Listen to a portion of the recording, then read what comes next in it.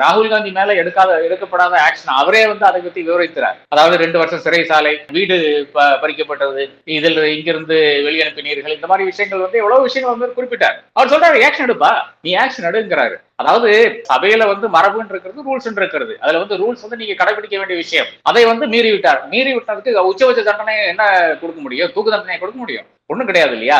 அப்போ பல தருணங்களில் வந்து பல விஷயங்கள் இருக்குது. யூபிஏ காலத்துல வந்து கேஷ் வந்து எடுத்துக்கொண்டு அந்த பொட்டியெல்லாம் எடுத்துக்கொண்டு காமிச்சிருக்கார்கள். அந்த பல விஷயங்கள் இருக்குது. அதே மாதிரி பிளக்கார்ட்ஸ் எல்லாம் காமிச்சிருக்கார்கள். அது வந்து ஒரு ஜனநாயக முறையான ப்ரொடெஸ்ட். அந்த ரூல்ல வேணா சொல்லியிருக்கலாம், இல்ல அதெல்லாம் முடியாதுன்னு சொல்லியிருக்கலாம். பிளக்கார்டு காமிக்கிறது வந்து ரூல்லே கிடையாது. ஆனால் 2014க்கு முன்னாடி இருக்கிற காலத்தில் பாத்தீங்கன்னா யூபிஏ அரசாங்கத்துல இந்த மாதிரி ஒரு ப்ரொவிஷனை பத்தி கூட யாரும் வந்து ட்ரெஷரி பட்ஜெட்ல பேசவே மாட்டார்கள். ஏனென்றால் அது ப்ரொட்டஸ்டினுடைய ஒரு விஷயமா இருக்கிறது. அந்த ப்ரொட்டஸ்டினுடைய அந்த வழியாகத்தான் மக்களுக்கு வந்து பல விஷயங்கள் போய் சேர வேண்டும் என்று நினைத்து கொண்டு அந்த ப்ரொட்டஸ்ட் செய்வார்கள் என்றுதான் உண்மை நிலையா இருக்கிறது.